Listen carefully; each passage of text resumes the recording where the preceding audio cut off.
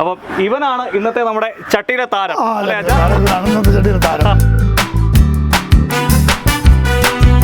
കൈ വെള്ളം അച്ഛാ? ഇല്ല പോനെ, കുറച്ച് മൂത്ത കൈയല്ലേ, അതുകൊണ്ട് അങ്ങനെ പുള്ളിയല്ല.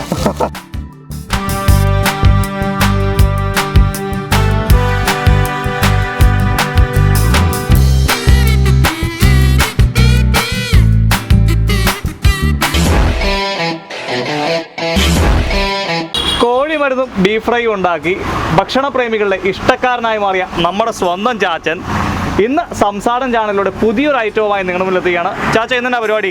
മൊയിൽ ഫ്രൈ. ഇന്ന് മൊയിൽ ഫ്രൈ. നമ്മുടെ വീട്ടിൽ വളർത്തുന്ന മൊയിൽ, നമ്മുടെ മൊയിൽ, നമ്മുടെ ഫാമിലെ മൊയിൽ. നമ്മുടെ ഫാമിലെ മൊയിലല്ലേ? അതെ. ആ, നല്ല വലിയ മൊയിലുകളാണല്ലോ ചാച്ച. അതിലൊന്നിനെ പിടിക്കുന്നു, ഫ്രൈ ഉണ്ടാക്കുന്നു. നമ്മുടെ നാടൻ ഭക്ഷണം. കൃത്രിമം ഒന്നുമില്ല. എന്നാ പിന്നെ നമുക്ക് ഇന്ന് മൊയിൽ ഫ്രൈ കഴിക്കാം അല്ലേ?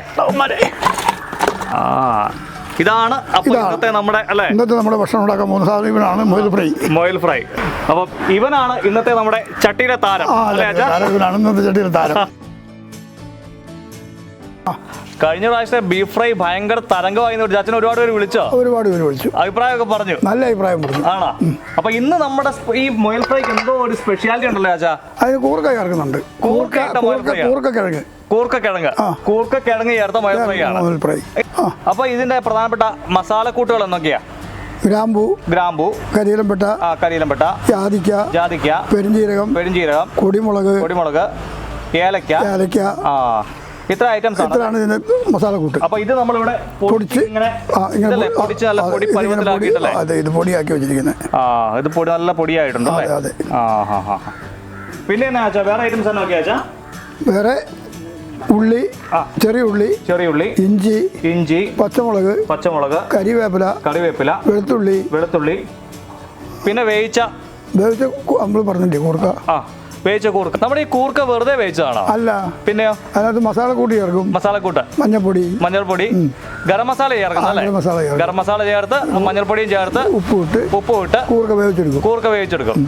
ഒരു മെയിൻ ഐറ്റം ഉണ്ടല്ലോ. മെയിൻ ഐറ്റം മൊയിൽ എന്നാ ചാച്ചാ? മൊയിലൊന്ന് വേവിച്ചെടുക്കുന്നു. മസാല ചേർത്ത്. മസാല എന്ന് പറഞ്ഞാൽ എന്നാ മസാലയൊക്കെയാ? ഗ്രാമ്പൂ, ഏലക്കായ, ജാതിക്ക, കരിയിലംപെട്ട, കുരുമുളക്, ഗ്രാമ്പൂ, എത്ര സാധനം ചേർക്കും. മഞ്ഞൾപ്പൊടി ചേർക്കും, ഉപ്പും ചേർത്താണ് ഈ സാധനം വേവിച്ചെടുക്കുന്നത്. വേവിച്ചെടുത്ത ശേഷം നമ്മളിതിനെ എണ്ണയ്ക്കകത്തിട്ട് വരട്ടി അങ്ങ് അടിപൊളിയാക്കും.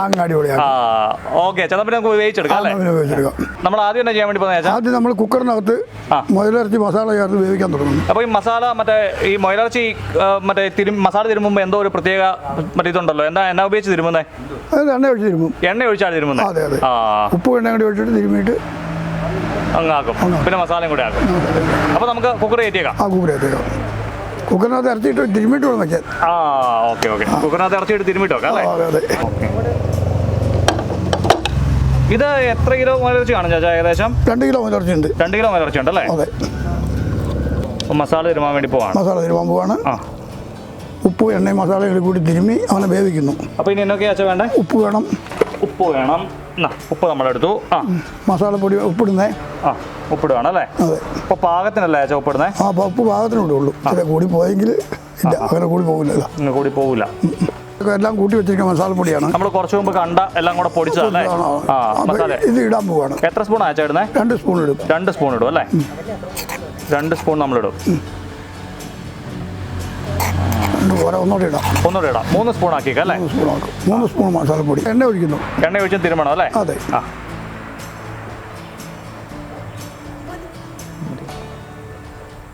ഇത് തിരുമ്പോ കേട്ടോ. നന്നായിട്ട് തിരുമണം അല്ലേ? നന്നായിട്ട് തിരുമ്മി അത് പാകപ്പെടുത്തണം. ഓരോ കഷ്ണത്തിലും പിടിക്കണം. അതെ. മസാല എല്ലാ കഷ്ണത്തിലും പിടിക്കണ്ടേ? തിരുമ്മ ഇറച്ചി ഞാൻ കുക്കറിനകത്ത് ഇടാൻ പോവാണ്. കുക്കറും എടുക്കണം അല്ലേ? കുക്കറും എടുക്കണം. അവിടെ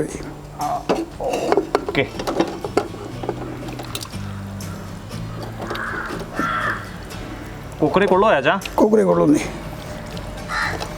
നമ്മൾ കുക്കറൊക്കെ അളന്ന് ഭാഗം പഠിച്ച് വെച്ചിരിക്കുന്നതാ. അല്ല പിന്നെ ചാച്ചാ വെള്ളം ഒഴിക്കണോ ചാച്ചാ? വെള്ളം വേണ്ട, വെള്ളം അതിലുണ്ട്. മൊയിലിൻ്റെ ഇറച്ചി തന്നെ വെള്ളം ഉണ്ടല്ലേ? ഉണ്ട്. ഇനിയിപ്പോൾ നമ്മൾ വേവിക്കാൻ വേണ്ടി പോവാണ്. അടക്കണ്ടേ ചാച്ചാ? അടയ്ക്കണം. ഇനി നമ്മൾ കുക്കർ അടച്ചു തീ കത്തിക്കാൻ പോവാണ് അല്ലേ? മൊയിൽ നമ്മൾ തീ കൊടുത്താൻ വേണ്ടി പോവാം. ഇപ്പം മൊയിൽ ഫ്രൈ വരും. ഇതിപ്പോ തിളച്ച് പറ്റാൻ വേണ്ടി എത്ര സമയം എടുക്കും ചാച്ചാ? ഒരു 15 മിനിറ്റ് എടുക്കും. 15 മിനിറ്റ് എടുക്കും അല്ലേ? അപ്പൊ ഇതിനകത്ത് ഈ മുയലിന്റെ മാംസത്തിനകത്ത് തന്നെ വെള്ളം ഉണ്ടല്ലേ? ആവശ്യത്തിന് വെള്ളം ഉണ്ടല്ലേ? പ്രത്യേകിച്ച് നമ്മൾ വെള്ളം ചേർക്കേണ്ട കാര്യമൊന്നുമില്ല. ചാച്ച ഇതിനും ഒരുപാട് തവണ ഉണ്ടാക്കിയിട്ടുണ്ടല്ലേ? ഏറ്റവും ഫേവറേറ്റ് ഐറ്റം ആണ്. കൊച്ചുമക്കളൊക്കെ വരുമ്പോൾ ഇതാണ് ഉണ്ടാക്കിക്കൊടുക്കുന്നത്. കർണാടകത്തിൽ പോകുമ്പോൾ ചാച്ചൻ ഉണ്ടാക്കുമോ? ചാച്ചൻ കർണാടകത്തിൽ ചാച്ചന്റെ ഇഷ്ടം പോലെ ഉണ്ടല്ലേ?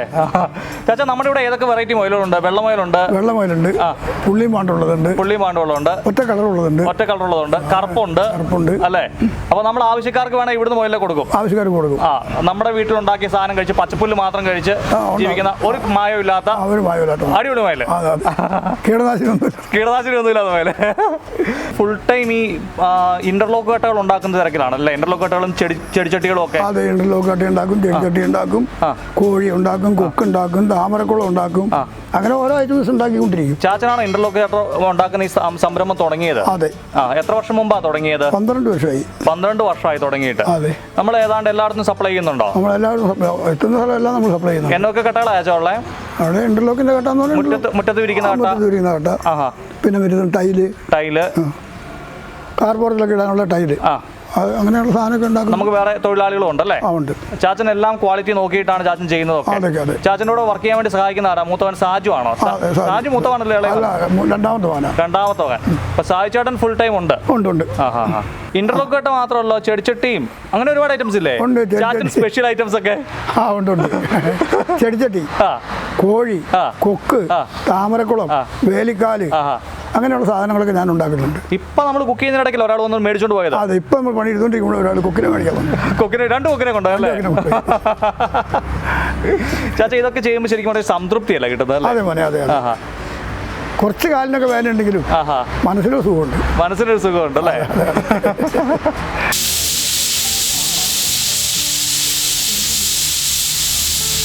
അപ്പൊ നമുക്കിത് ഇനി ഓഫാക്കാം. 2 വിസിൽ മതി ചാച്ചാ? 2 വിസിൽ മതി. അതെ അല്ലേ? നമ്മൾ ഓഫ് ചെയ്താലോ? സംഭവമായിട്ടുണ്ട്. പാകം നോക്കാൻ ആരെയാ വിളിക്കുന്നത്? മരുമോളെ. എന്നാ പിന്നെ നമുക്കൊന്ന് പരിചയപ്പെടാം അല്ലേ? എനിക്ക് മരുമോളല്ലോ, എന്റെ മോളാണ്. സ്വന്തം മോളല്ലേ? നമ്മൾ വിളിച്ചോ. മരുമോളുടെ പേരെങ്ങനെയാ? ബിന്ദു. എന്നാ പിന്നെ ഒന്ന് പരിചയപ്പെടാം അല്ലേ? ബിന്ദു വന്നേ. ബിന്ദു ചേച്ചി വാ. ബിന്ദു ചേച്ചി ഇങ്ങോട്ട് വാ. ചാച്ചനടുത്ത് നോക്കിയേ. എന്റെ സഹായിയാണ് ഉണ്ടാക്കുന്നല്ല, ഇവിടെ കയ്യാളാണ്. അവളുടെ കയറപ്പിലാണ് ഇതെല്ലാം നടക്കുന്നത്. ബിൻചേച്ചി ചാച്ചൻ പറഞ്ഞു ഞാൻ അനുസരിക്കുന്നതാണ് പറയുന്നത്. ചാച്ചൻ പറയുന്ന എല്ലാ കാര്യങ്ങളും ബിൻചേച്ചി അല്ലേ അതുപോലെ തന്നെ ചെയ്യും. ചാച്ചന്റെ ഈ കലാപരമായ പ്രവർത്തനങ്ങൾക്ക് ചട്ടി ഉണ്ടാക്കുന്നത് ബിൻചേച്ചി തന്നെയാണ് പ്രോത്സാഹനം തരുന്നത്. സന്തുഷ്ട കുടുംബം. എന്നാ നമുക്ക് പാകം നോക്കിയാലോ ബിൻചേച്ചി? ഇത് മോളെന്റെ മോള് പാകം ഒന്ന് നോക്ക്.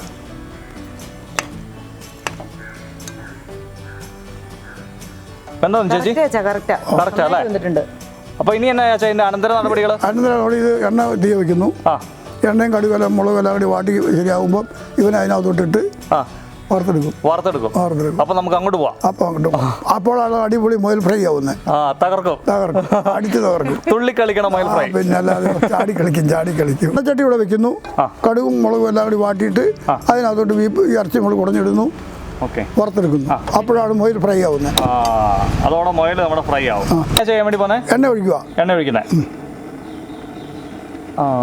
എണ്ണ ഒഴിച്ച് നമ്മള്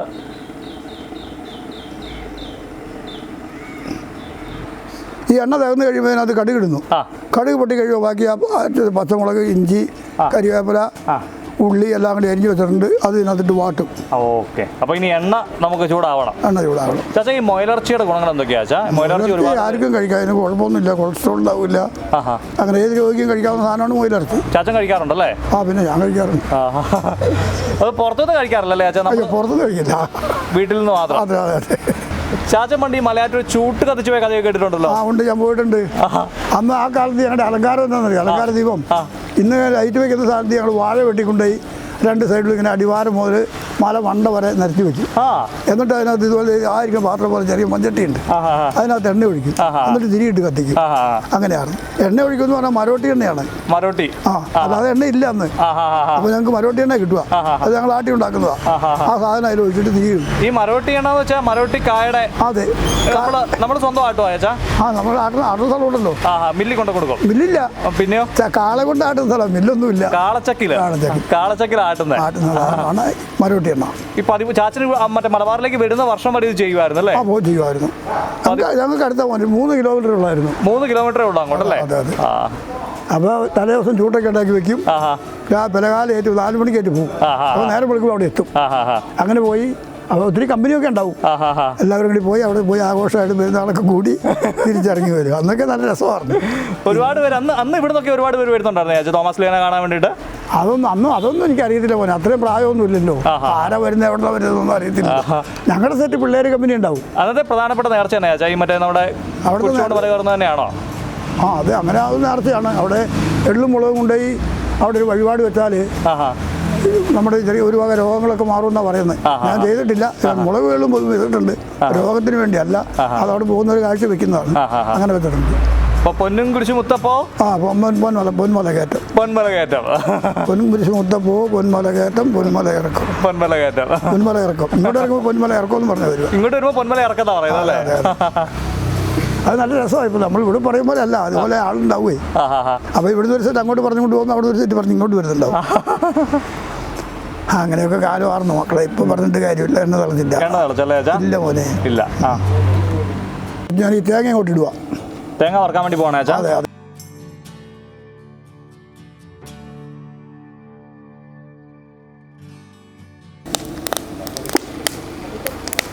അതുപോലെ സ്പൂണെടുക്കും. തേങ്ങ എണ്ണയിലാക്കണമല്ലോ. ഇതൊന്ന് ഇളക്കിയിട്ട് എണ്ണയിലാക്കുവാണ്. പിന്നെ ഒന്ന് നിറം മാറി കഴിയുമ്പോൾ മുടിക്കും കോരണം. എന്നിട്ട് കടുകും ബാക്കിയുള്ള സാധനങ്ങളെല്ലാം ഇട്ട്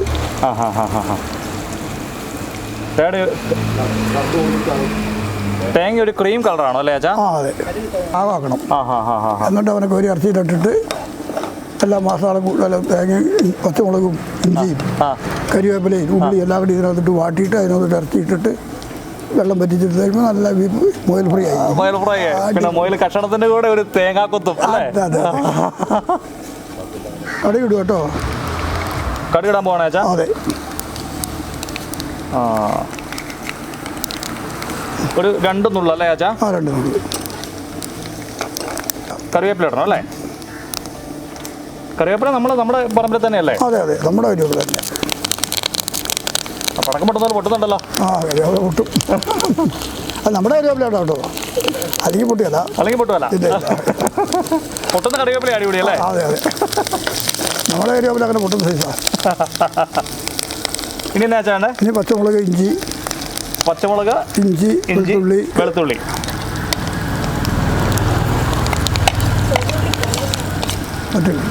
ഇനി ചുവന്നുള്ളി ഇടുവാണേ.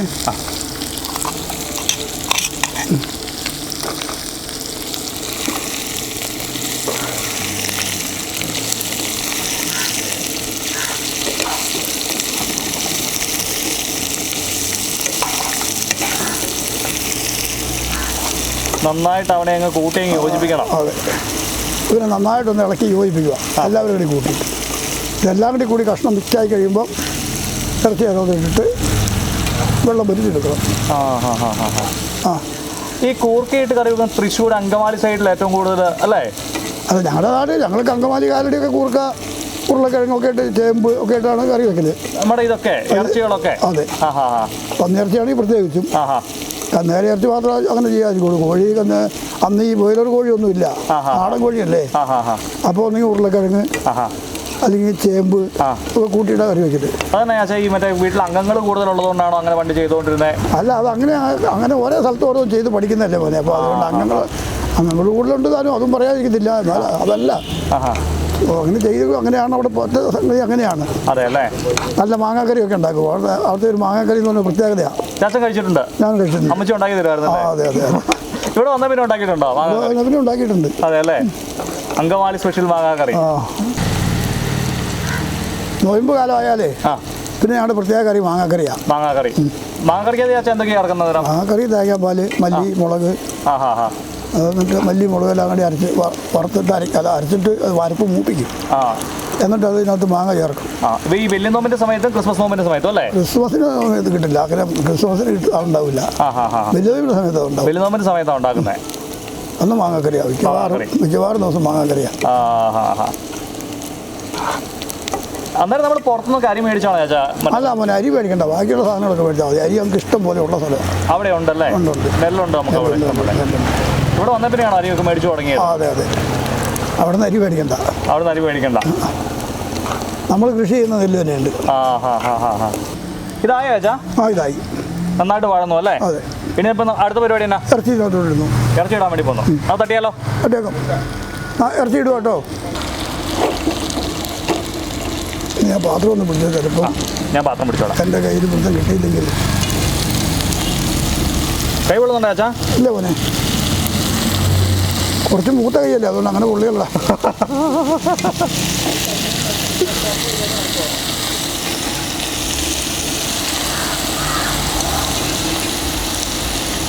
കൂർക്കയും എടുക്കേ. ഇത് വേവിച്ച് വെച്ച കൂർക്കയാണ്. അത് ഈ ഇറച്ചിയുടെ കൂടെ ഇടുക. ഓക്കെ.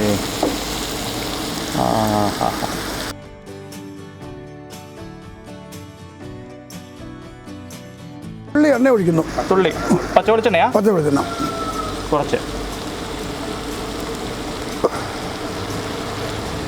കുറച്ച് മതി അല്ലേ ചേച്ചാ? കുറച്ച് മതി മതി. ഇനി അടുത്തതോ? ഒരു ശകലം ഉപ്പിൻ്റെ കുറവുണ്ട്, ഇച്ചിരി ഉപ്പോട് ചേർക്കും. ഇച്ചിരി ഉപ്പോട് വേണം അല്ലേ? ഒരു പിഞ്ചുപ്പ്.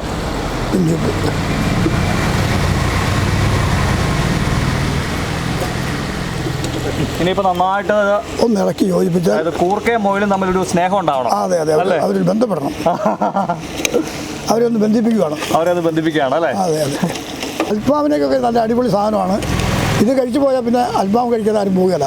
ഇത് മൊയില് കൂർക്ക തിന്നുവോ? മൊയില് കൂർക്ക തിന്നില്ല, മൊയിലിനെ കൂർക്ക തിന്നും. മൊയിലിനെ കൂർക്ക തിന്നും.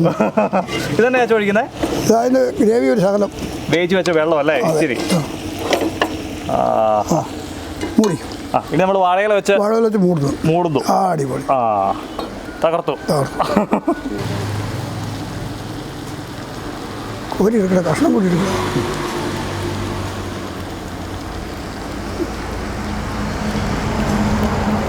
അടിപൊളി ചേച്ചാ, എല്ലാ ഭാഗത്തിന് സൂപ്പർ. മുയലിൻ്റെ എല്ല് കടിക്കുന്നുണ്ട് കേട്ടോ.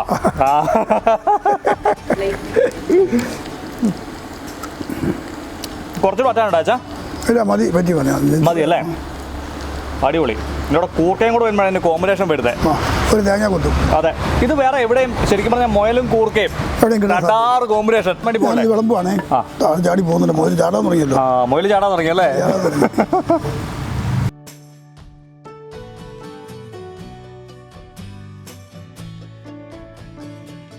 മുയലിനാണോ ചൂട്, നിനക്കാണോ ചൂട്? എങ്ങനെയുണ്ട് ചേച്ചാ? വെറൈറ്റി ഭക്ഷണം. ഇന്ന് മുയലിറച്ചി പോലെ, മുയലിറച്ചിയും കൂർക്കയും മുയൽ. അങ്കമാലി പോയ പോലെ. അങ്കമാലി പോകുമ്പാണിത്. എന്താ ഷൈസർ ഒന്ന് കഴിച്ചു നോക്കല്ലേ? അതെ അതെ, ഒന്ന് കഴിച്ചു. ഒരു കഷ്ണം കഴിച്ചാൽ പോരാ, 2-3 കഷ്ണം കഴിക്കണം. സൂപ്പർ ആണല്ലോ ചേച്ചാ. അടിപൊളി. എങ്ങനെയുണ്ട്?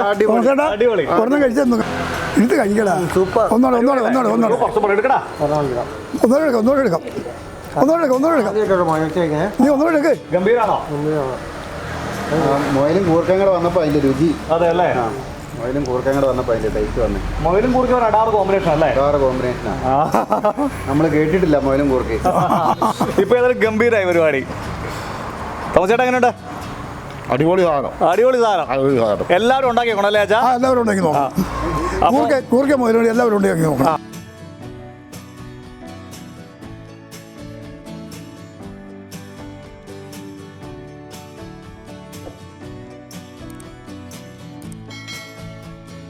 എങ്ങനെയുണ്ട് ചേച്ചാ?